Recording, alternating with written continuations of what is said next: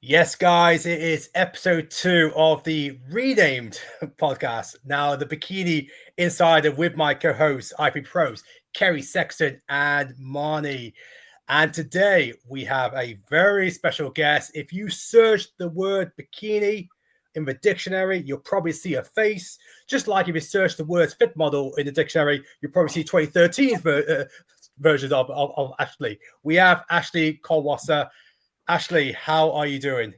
Hi, I'm doing well. Thank you so much for having me. This is going to be a good interview here. So thanks again. I'm honored. Well, I want to kick things off because I know the girls got plenty of questions, but I just want to just jump on something straight away.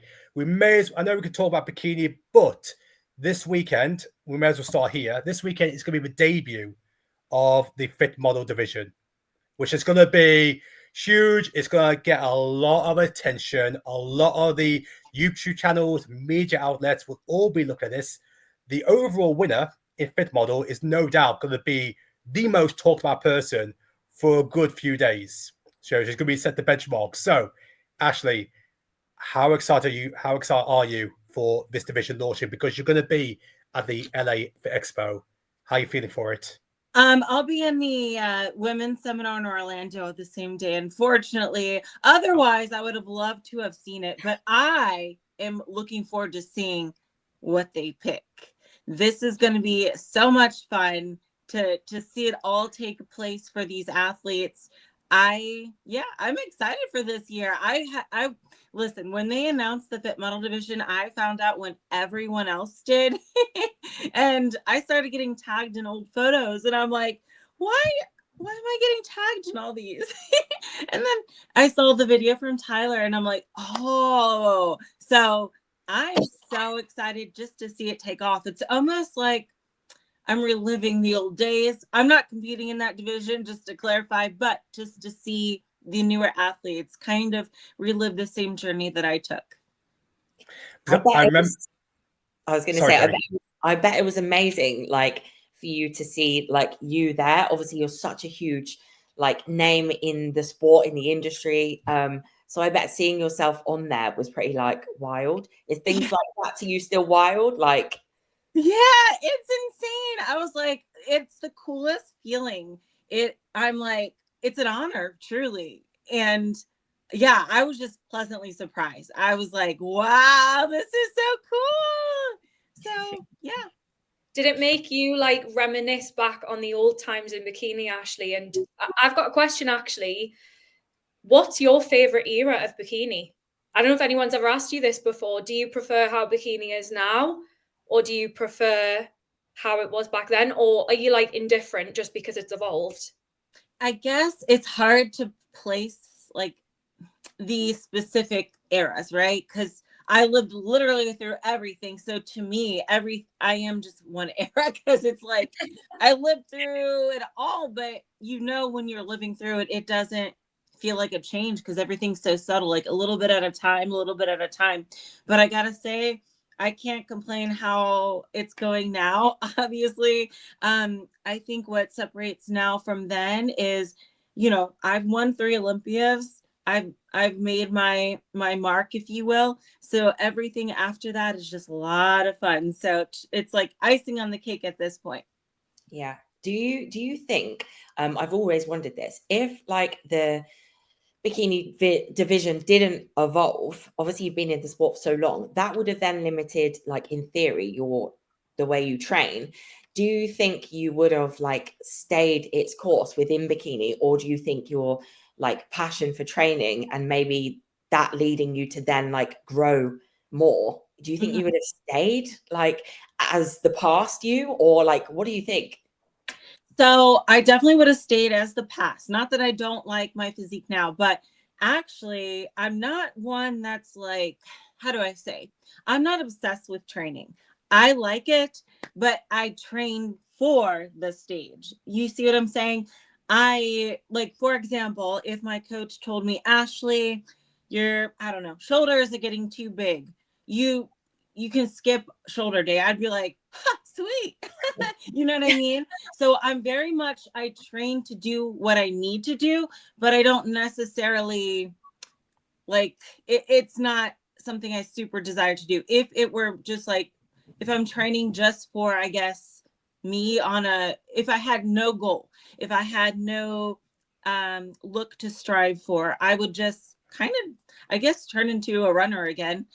Right, And okay. just, I might, run every once in a while, but I'm perfectly okay with having a runner's physique too. So, I find that so fascinating about you, Ashley, because like I said earlier, just before we started recording, I literally watch all your episodes that you do and every podcast. And I've heard you say things about, how sometimes you'll run 10Ks in peak week. And that is just mind blowing to me, but so interesting. But I had another question just in regards to, I guess, like your approach. You've talked about training, but has your approach to like anything that you do changed as you've gone through the sport, or would it be more that you kind of found what works for you early on in your career and you've kind of just stuck with that? Because I think, we all talk about like find what works for you. And I'll be curious to know if you've ever adapted that, or if, like, for example, with your food and stuff. Right. So that's a great question. And I've never gotten asked that before. Woo! So, yeah. I would say it's probably a mix of the both of those two things. So how did I change how I previously used to prep and train and diet? Well, I used to be a lot more strict, to be honest.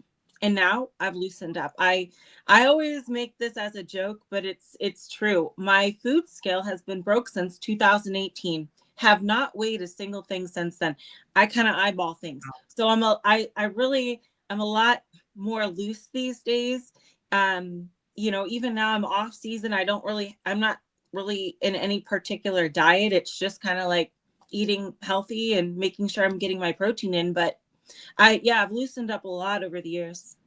I love that because I was just gonna say, like, I think there is quite a lot of pressure on, like, maybe the girls that are starting out, the amateurs, and they kind of look at the pros, and especially someone like yourself who's got so many achievements, and they think that you've got to do it this way and you've got to be a robot. And then you hear these things from other athletes like yourself, and perhaps maybe that's why you've had so much longevity, because you're not super stressed and, like, I don't know, would you agree with that? I 100% agree. And it's not like I would ever tell anyone, hey, don't like weigh your food. I've learned over the years, because I've done it so much, that now I'm just like, close enough, looks good, but yeah, I think that if I were still 10 years later weighing every little thing I ate and like tracked workouts, and if I would go crazy. Like I would go absolutely crazy. So for me, this works, like, so I don't have that extra stress of, oh, eating, I got to eat this at this time in an exact amount. Like I don't have that stress. So that's one less thing to worry about. And I think over time I've come to really know my body, and it's as simple as, oh, I'm getting too soft. Okay, well, I'll eat a little less then, or the opposite. Like, oh, I need a little more fuel for my workouts. Okay, I eat a little more. So sometimes it is as simple as that.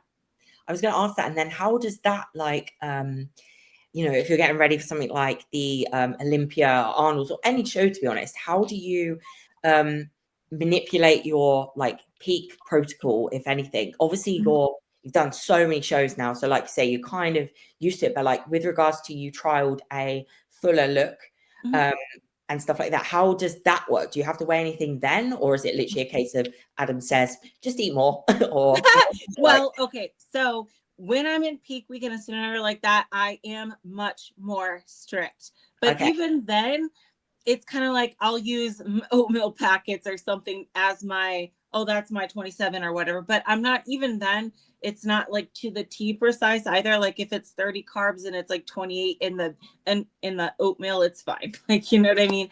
But yeah, I am a little more strict with it when it comes to peak week, but I still even then eyeball things. But Adam obviously is a big help, especially for peak week, because he's checking in on me every day to make sure that I'm where I need to be. But luckily for me, I do have a body type that doesn't like fluctuate like crazy, maybe a little bit here and there if I travel or something. But luckily it's pretty like a pretty stable. I really have to do something crazy for things to change in a weird way. Yeah. And I would say like that sounds like a lot to me like you've got to such a point of like where it's all like so habitual and lifestyle that like you don't have those massive spikes like you see some people. Like I feel like I've kind of got to that kind of place that if I don't track, for me, I actually end up like if I was to go on holiday for a week and not track and stuff, I'll drop so much weight and then I'll feel like in the gutter because like I haven't eaten enough and I naturally don't eat enough. So I actually find for myself like, I have to kind of be a bit more like on that. Yes. Just naturally undereat. And I think for you, because you've got like a great amount of muscle, like structure, everything like that, it's probably not so much like you have to be eating like in that slight surplus where like for me right now it's kind of like you need a bit more glute density, like you need to eat a little bit more to grow a little bit more. So maybe I don't know, what would you say about that? Would you find that the case? Yeah. I would agree. I mean, I always say this too. Going back to what you said as it being a lifestyle, a lot of people think of prep and off season as black and white, right? Either you're fish and asparagus or you're pizza and nachos, right? I live in the gray. I always say I'm chilling in the gray most of the time, right? I want to be in a place where like, okay, if I'm, a month out from a show or, I'm kind of chilling in that, month out range unless I have a specific goal in mind. But yeah, I think it has become habit. And I think, if we really think about it, if we're going to be that precise about things, does that mean like, what if you're over on your steps by 200 steps? Are you then going to compensate with 20 extra calories? I mean, when does it, when does it become crazy? Yeah, 100%. That's super, super interesting that you like can do it that way. I think I have come to that middle-ish ground where like we've got to a point where it's like okay, well, you don't essentially need that much more muscle tissue now, so you don't like have to push that high, and like you can sit more of like the 2.5 to 2.7 kilos like above stage weight just quite naturally, and like you still look good, you feel good. And I feel like that ground there is actually way more comfortable than having to go like the other way and then come back down the other way. And I think that's like, this is a place like where you are that I've literally always aspired to like get to. But I just don't think I ever had like the best genetics to begin with to be able to just not actually hit that off-season runway. So my question would be, do you have clients that you feel necessary, because I know you're an online coach, where you push them a little bit more in off-season to add more muscle tissue? Or what is your views on that? Obviously we can grow lean to like an extent, but yeah, what would your views be on that? Yeah, so obviously for those particular scenarios, they're allowed to get a little softer than what I would want for myself.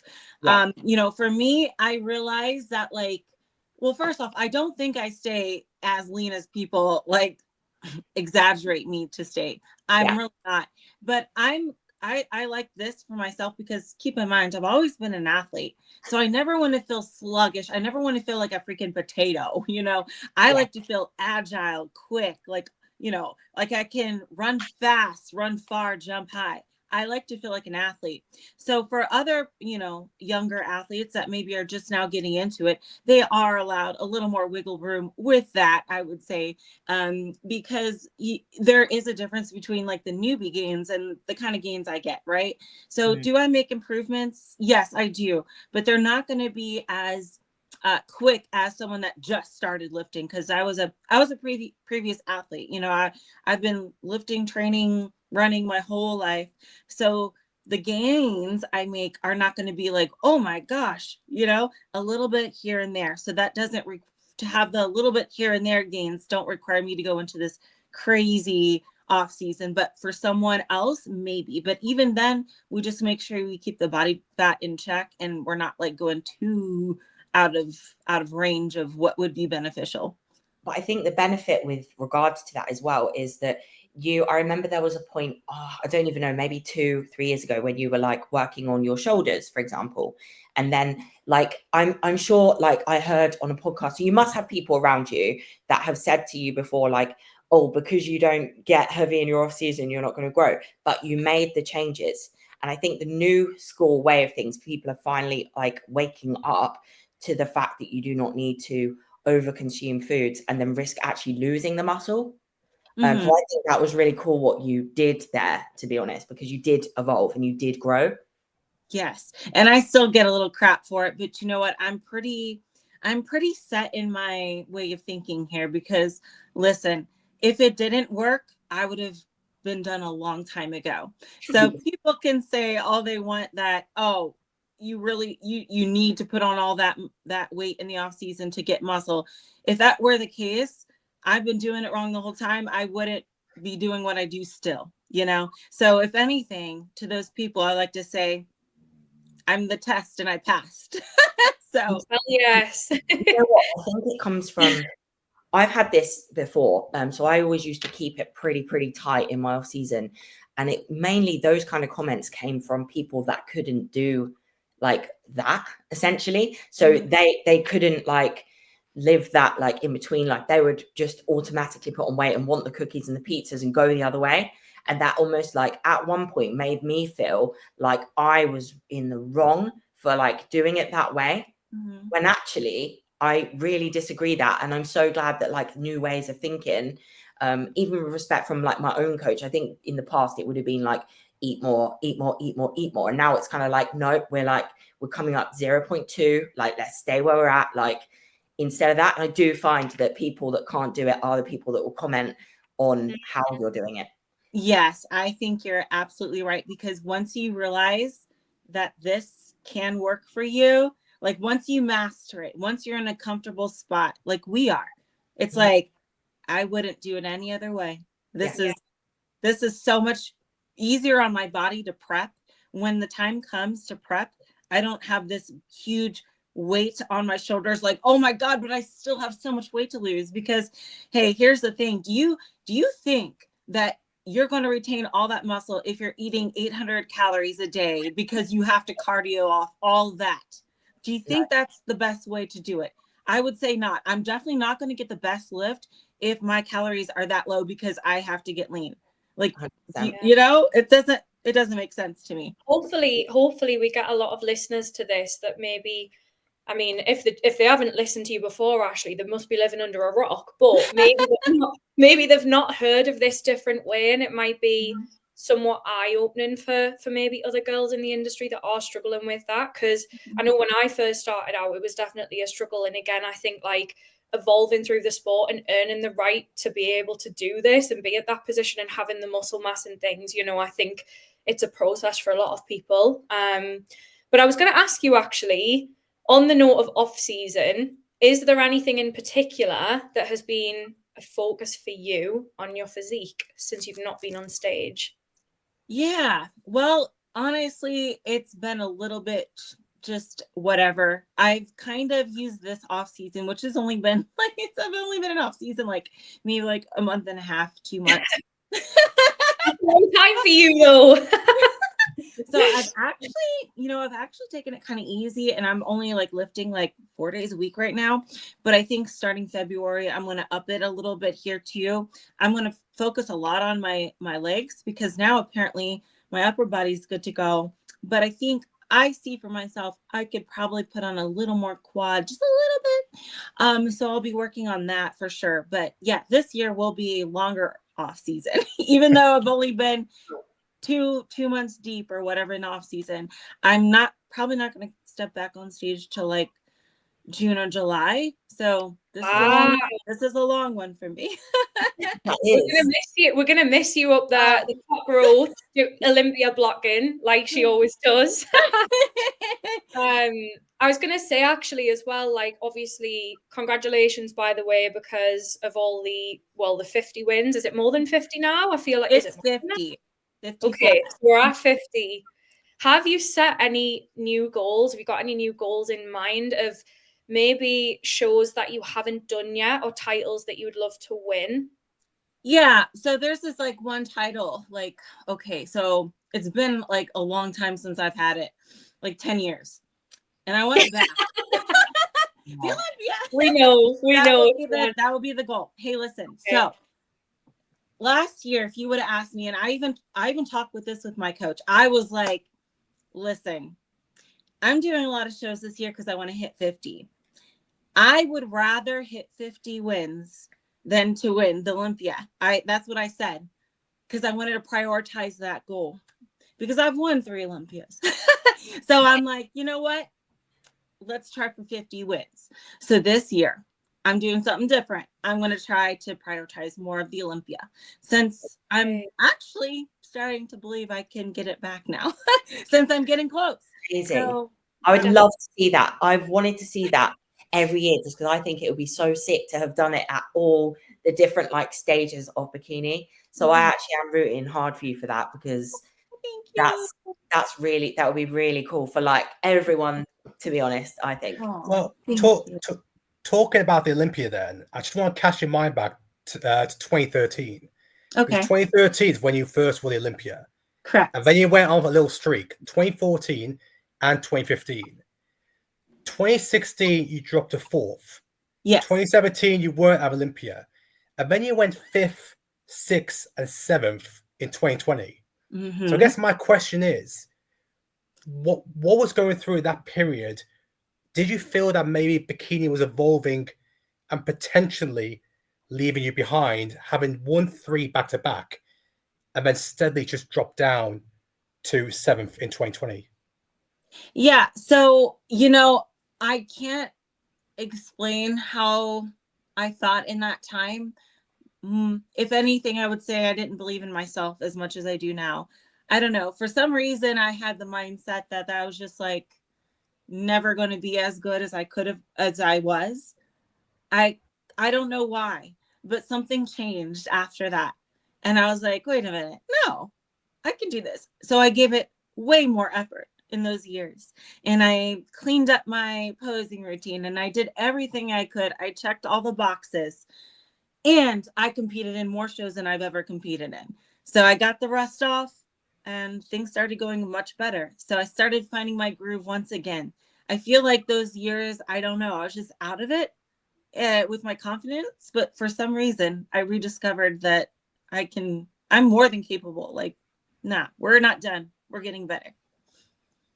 I think a lot of people don't talk about like the mental struggles. And I mean, is there any, aside from that, because I would class that as not a hardship, but I guess like maybe it was a big turning point in your career. And yeah, like I'm wondering if there's any other things that you would say you've had to like overcome during the time that you've been competing, because a lot of life things happen in the space of 10 years plus. So yeah, is there anything that you would say you've had to overcome? I've honestly have been pretty smooth with that. Luckily, there hasn't been anything that drastically happened. I've had, to move here and there, but on my own choice for sure. So luckily for me, I've not had any distractions, but at the same time, perhaps it's because of competing that I guess don't consider littler things to be big, if that makes sense. But luckily nothing that I can think of has distracted me, but maybe then again, I'm just really good at not being distracted. I have a question for you. So at one point, I'm correct in that you had an operation on your eyes. Yeah. Oh, I guess we could consider that. See, look. How was that? And then I feel like I remember hearing you say that you literally were seeing maybe like double or something. Yeah. Oh, yeah. Like, so yeah, I had last year around this time, I had eye surgery on my left eye. So I have something called strabismus esthotopia. It is a very big and fancy word for lazy eye, but basically it's where I cannot control the muscle in my eye, and I could never see single. Like my first surgeries were in 2020, and I had both eyes operated on. Because this kind of just popped out of nowhere in my adulthood years, which is a very strange and rare occurrence. Usually it shows up as a child. So I had the operation, and then it recessed. So then I had the operation again last year at this time, and luckily I can see single. So, because I'm telling you, it makes a big difference on stage, especially. I didn't even realize it until I got the surgery. I'm like, oh my gosh, I feel so much more stable now because the feeling of the double vision is almost like, you know, when you're a kid and you spinned around fast and you stopped and then everything kind of moves. That was what I had 24/7. So yeah, so much easier to walk and do everything now. And see, I bet it was really hard to like get your spatial like awareness. Oh yes, I was bumping into people, tripping on my. Yep. Mm-hmm. Oh, wow. Yeah. That must have been really, really hard in itself. And then probably for you having to then have another operation and take even more time away, because obviously that's something that you really thrive on, is being on stage. So was that probably one of your biggest like challenges? It really was. But you know, something I thought about, it was almost like a little bit of a blessing with the timing and me taking off, because last year I took off and then I started to compete in the summer. And I was like, why haven't I just done this earlier? Because it makes sense. If I compete a lot, I probably want to wait till summer because that's when all the shows are, instead of the Arnold. That's kind of like an outlier show. So it kind of showed me that, like, hey, it might be good to wait off till summer so that we can go the rest of the year strong and end it that way. But yeah, so it was a little like, it was a blessing because I still had a great year, even though I didn't do the Arnold. So that shows me like, I don't need to do like, because I'm always in the mindset, I gotta do it. I don't have to do every big show. It's okay. You know? So maybe a little bit of a wake up call. I think it's probably like, do you ever feel like it's like expected of you? So Yes. like to do the bigger shows? Yes, but not by like the industry, just by like everyone. Like I'm sure probably most people already assume I'm doing the Arnold because they didn't look at the list, but I'm not, you know? So I think it's kind of like expected of anyone that, you know, maybe is in that top 10 Olympia to do the Arnold too. You know, some of us do, some of us don't. I usually do, but we'll try it another year without and see how it goes.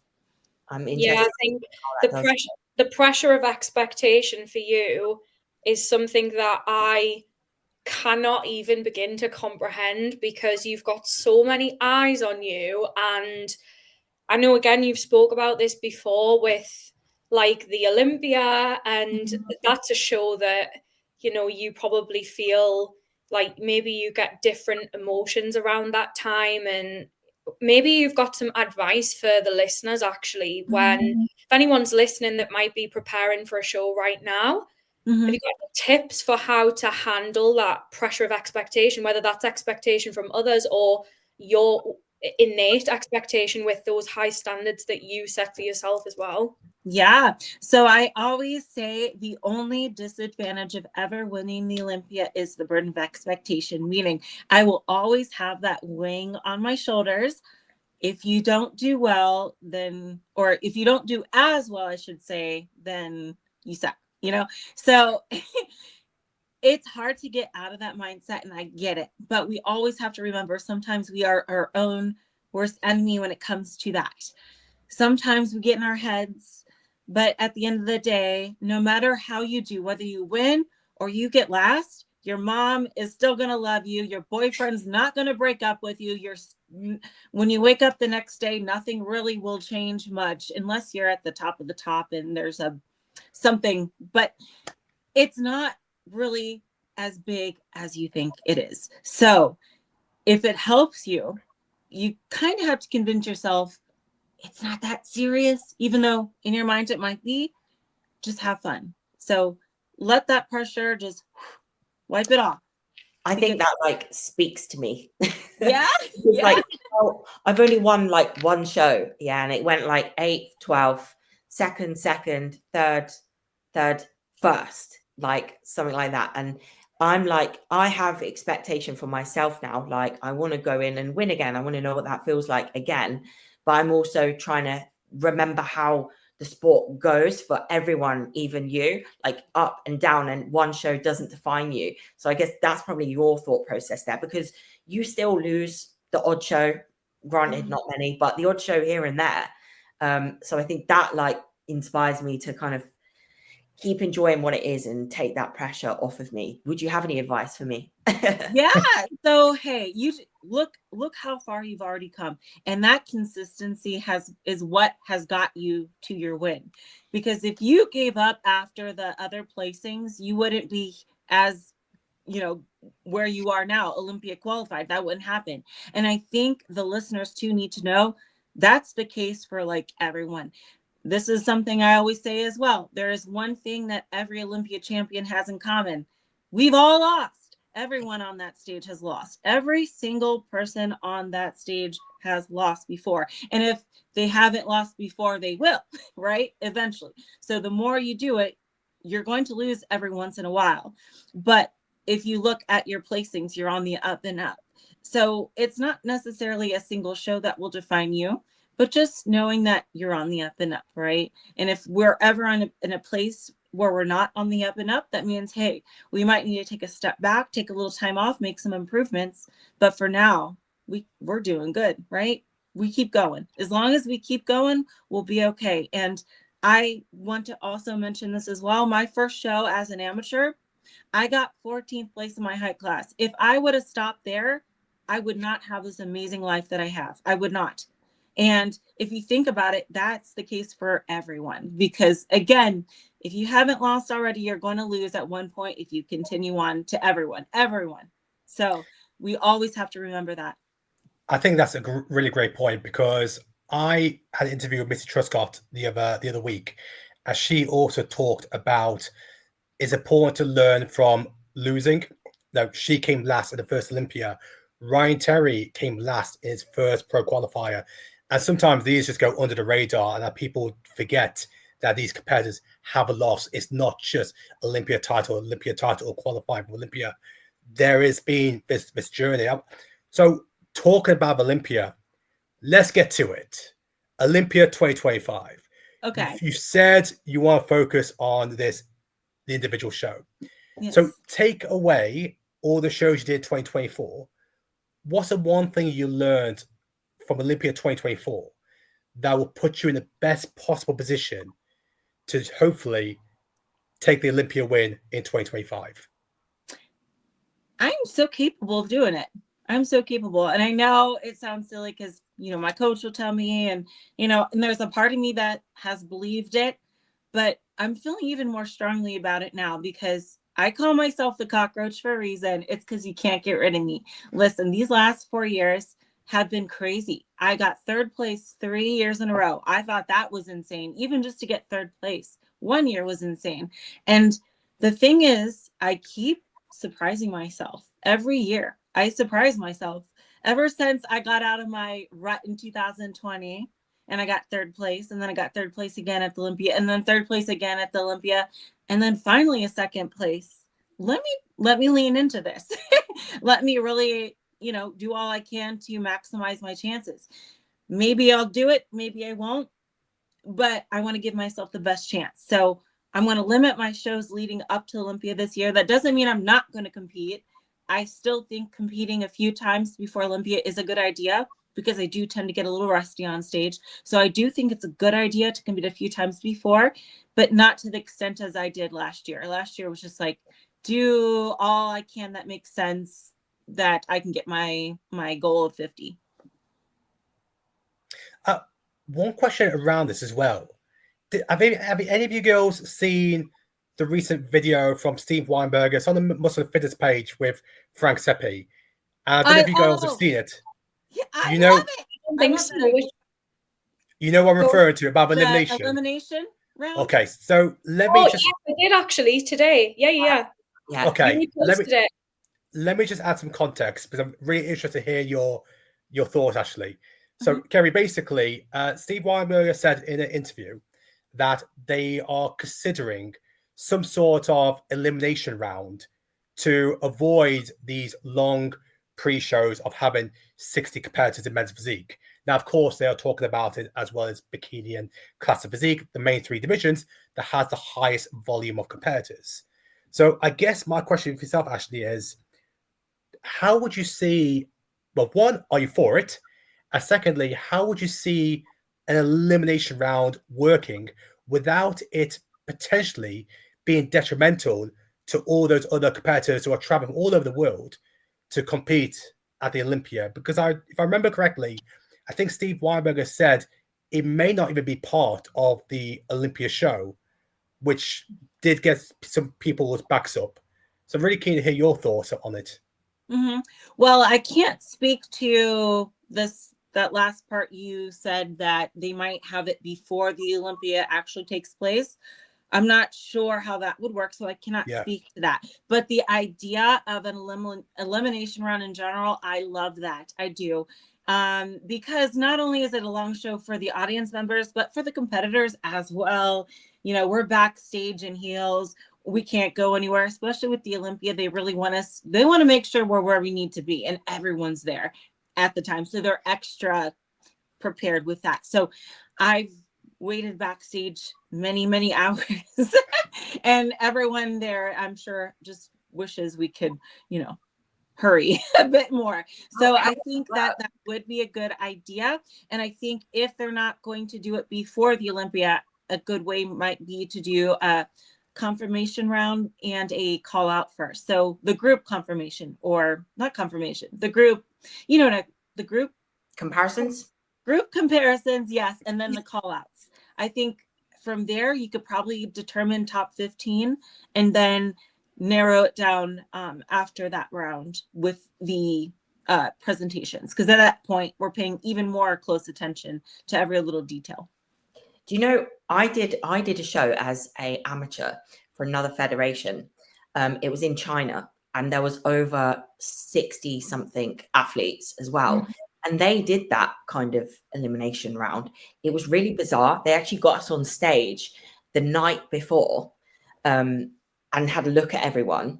And then like the next day, they basically went straight into it. All of us were out on stage and they just started knocking back like athletes, just knocking them back. And then it came down to like, in the end, it was like, people were going, but I was going off stage. I was making it through each round. And like got to like top 10. I came second in that in the end. But like it did mean that like the people like me, the way they did it, we had to keep going on stage to like keep making it through the round. So I hope they don't do it like anything like that, because that would be super long. I remember my bikini bottoms, I went from like full and they were fitting. And then towards the end of it, they were like, my bikini sponsor messaged me like, what's happened to your bikini bottoms? I was like, I've lost fullness. Like they were off me. It was crazy. It was crazy. But yeah, that's the way they did it there. They just kept on like picking people off and making you pose like it was wild. But they turned it quite quickly, but it just meant a lot of rounds. That's interesting. Crazy. Well, if they're trying to make it quicker and more efficient, that probably is not the best way, but who knows? Yeah, I know. But I can't see how that would work. My thoughts was, I'm keen to hear all three of you guys' thoughts on this, was that if you had something where you already have like some sort of ranking system, like if you follow like boxing or tennis, for example, you have, you know who's ranked number 1 in the world, number 2, number 3. So if Kerry has just won a show in Romania, she knows maybe where she's ranked now. It might push her to 42nd or whatever, or 42nd, 12th, whatever in the world. But so you go to Olympia, maybe the top 16 rankings who are qualified for Olympia, and remember the top 16 out of 100, they are only competing in the night show. There's no need them to be in the day show. So the day show is for the remaining competitors, and the top 10 then make the evening show where they compete against the others. Because the whole point is, though that's 16, there has to be one that gets more people to compete in more shows. Therefore, you accumulate points and you can push yourself higher in the rankings. But at the same time, we kind of know who's going to be, who's in the front seat. So can we create something of interest in the day show where, okay, who's going to be in the mix to get into the evening show? So at least that way, they're not losing the experience of the Olympia that may be feeling, oh, we're not going to be seeing too much because of the volume. That's one of my concerns having this elimination round. How is that going to affect the experience of those competitors who had to fork over some money to go compete over there, planned the entire year around Olympia? How is that going to work? So that was one of my one of my ideas. I might email Tyler about it, but yeah, that's my thought process of how it could potentially work if they are going to bring the elimination round to ensure that it's not detrimental on the competitors, on everyone, that it ruins people's experience and maybe people could cut short too quickly. Kerry, you look like you're going to tell me something. Yeah, I'm trying to think, because this is my first Olympia, and how would Exactly. I feel if like I was then told like, oh, you're not ranked high enough, so you can't like be on the Yeah, actual it's so Olympia. hard. I just feel like, oh, I'd feel like, oh my God, like I really want to stand next to the And that's and that's a negative like, on my idea as great well. athletes. Yeah, and what happens if I'm like completely on, that I can like surpass someone like who should be like, who is one of those top people, but like something's happened and I haven't been able to get out before the Olympia, so I haven't been able to rack any points up, or if there's a point system.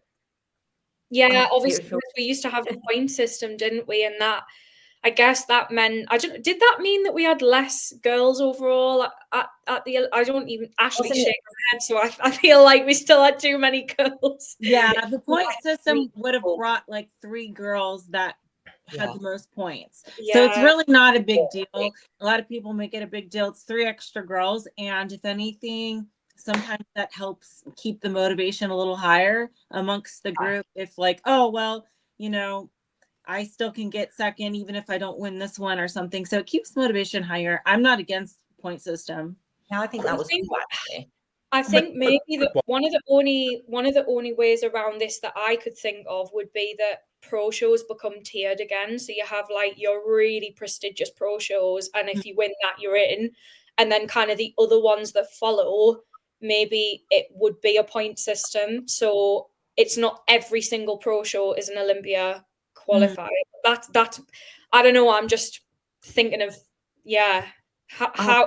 how can you have less? It's not even just bikini as well though, because I feel like, I mean, I watch all the divisions on the live stream on Olympia weekend, and even classic as well is so it's crazy when you're watching each individual routine. I mean, I enjoy watching it because I love bikini and I'm passionate about it and I want to see all the girls, but I know exactly what you mean, Ashley, because when you're competing in a pro show, even if there's 30 girls, I find that tiring. So goodness knows how it is at the Olympia. Like, yeah, and you know, to make it, you want to see the best physiques on stage from the best athletes.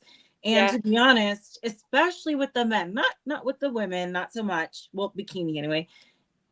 If I'm a bodybuilder, I'm going to be way more precise about timing. And so the element of, oh, I might go on stage at 6 p.m., but I might go on stage at like 11 p.m. You know, a lot changes in that time. Like we even experienced that. Like my partner's a men's open bodybuilder pro, and we experienced that. So I did a show in Alicante like last year, and it ran really smoothly. Made it on time. Finished by like 8:30 p.m. or something like that. He was on stage at like 1 a.m. Oh, yeah, it was, I had to keep him like rested all day. Like you risk that like fullness. And so that's actually something that happens at the Olympia. And like I find it quite hard to stay at like my best, give it like with lots of time going through the day, lots of different emotions and cortisol. So I'm not surprised. Like sometimes people do have like the pressure of turning up looking like amazing, and they might post something on Instagram and then they're like slated because they couldn't hold condition for 20 hours of the day, which I think is fair enough. So I do think that they should do something, because that's hard, especially like you say for men. Yeah. I think it's because obviously, and the sport has grown so much, which is why the volume of competitors has gone up. And I think it's just an evolution on like so many different levels, not just like bikini as a category, but the whole sport, like every division. And so with that, if another division before bikini has taken a long time, then that means everything is pushed back as well. So it is a difficult one. I was thinking if we were going to talk as well about the posts that have been flying all over with the IFBB Pro card. I was going to mention that. I thought you were going to ask that. Well, I'm in full agreement with it. I think it's a complete right decision that they've made. So, obviously, actually, when you come across it, the ruling, which apparently has been there for a while, but maybe it's the first time it's been put into the public light, of the fact that if you don't renew your membership, not compete, if you don't renew your membership after 3 years, you will then lose your pro status, and then you'll have to go and compete as an amateur. What was your overall thoughts on that ruling? Well, I actually like that idea. So we have people that turned pro in like 2009, claiming they're a pro, and they're not. They competed like once back in the day. Like, it's getting ridiculous, and I think sometimes people can use that status to acquire clients and to add some sort of significance to them. But I don't think it's fair. I don't. So I think if you're active pro, you're pro. If you're not, you're a retired pro, but you're not a pro. Yeah, I think the only way I would see it is like, well, from our perspective again, like if Mark had needed that extra year of, like, my partner had 2 years off because of an injury, potentially could have needed a third. But then I think there would be some sort of clause for something under those circumstances, surely. Yeah, so that's one thing I kind of brought up, that surely like things like pregnancy, mental health, long-term injury, anything like that, I'm sure there is some sort of communication tool, a gray area where you can obviously put yourself forward to Tyler, to the IFBB in regards to this is why this is the case. Could there be an extension? No, not really sure, but I guess if there was a situation, you'll be able to put your case forward. But yeah, going back to it, I think, yeah, the rule makes perfect sense. Yeah, has that rule been there for a while? Because some people say it's been there for a year or two. It's just that nobody's ever kind of brought it up. Am I wrong? I Right? think it might have been. Ashley, you're probably more well informed than we are with that, but I'm not sure. I've never seen that rule. Perhaps it was on there, but I have never noticed it. I think as well, the distinction is between, it's not that you have to have competed and been on stage. It's the fact that you are, kind of putting money forward for the membership itself. So I think that's where people are maybe getting a little bit confused, because people, like you've just mentioned there, Suki, obviously if someone was to stop and have a baby or whatever, it's not that like if you don't get on stage you would lose it. It's that you're paying for your membership. That's the biggest thing here, isn't it? Well, I would say this then, in any other profession where you have to renew the license, do you not renew because you got pregnant? Yeah, exactly. I mean, do you not? I don't know. I'm seeing it a little different. I think it makes a lot of sense. It shows that you're at least like caring about competing again at some point. So that's my take on it. Yeah, I think that's fair. I'm going to spin this completely back, unless you have something quickly to say, Suki. No, go for it, Kerry. I'm going to just spin this back to you, Ashley. Like, have you ever had times throughout your career where you have thought about, like, maybe this is the last year, or has it literally never even sprung to mind? I think that hasn't been a serious thought yet. I think my body will answer that when I start to see like, it's looking worse and worse. Every once in a while we'll have a show or two where we're like, okay, didn't look my best. But if I'm on the decline consistently, I think that would be a hint to me like, okay, we need to think about what's next here. But I haven't really thought yet about that, just because I'm like, well, hey, we're still functioning at a high level here, so we keep going. It is definitely a hard thing to think about, I think, and you almost don't want to do it because you're not at that stage yet. Do you think when that day comes that you will struggle with things like your identity and stuff? Because I think a lot of people do when they step away from the sport of, well, who am I outside of this? Like, what other things do I have in my life? And you are so like tunnel vision and just incredibly dedicated that, yeah, I would be curious to know if you've ever thought about that, like your identity as well. So I tend to, throughout my life, I'll find something to latch onto and dedicate everything to it. Same thing with like track. That was how I am now, is how I was in high school with track. It's like that. So I think if I latch onto something, it would be an easy transition. But if I'm like just lost into nowhere, then it wouldn't be as easy. But luckily for this scenario, it seems like it would be more of a slow realization rather than a all at once realization. But I don't like to think too far ahead in the future. A lot of people have lives planned out already. I've always been just go with the flow, live in the present. Don't stress too much about the future. Just as long as you're in a secure, safe, financially stable environment, you're good. So that's kind of how I'm approaching this as well. I'm here for that. That's good. But Taking and also, like I'll still be a coach too, even when I don't compete. Like I still will be active with. I was going to say you'll likely be involved in some way, probably like a judge, or I don't even know. Like I'm sure there's route like that you'll take. You can't not. Exactly. It's your blood. It's in your blood. Mm-hmm. As we're coming close to the end of this interview, I loved every minute of this. I just want to touch back on the fit model division, and I'm really keen to hear your advice for this person, because the person who wins the first overall fit model class is going to be this weekend. And this person, we know how brutal social media can be. And unfortunately, even though you go down history as the first winner, there are still the fit model division's got mixed opinions. And this person is now going to be used as the poster girl for that division. What would your advice be to that overall winner on tackling the potential, I don't want to say social media backlash, it's a social media response to that individual? Mm-hmm.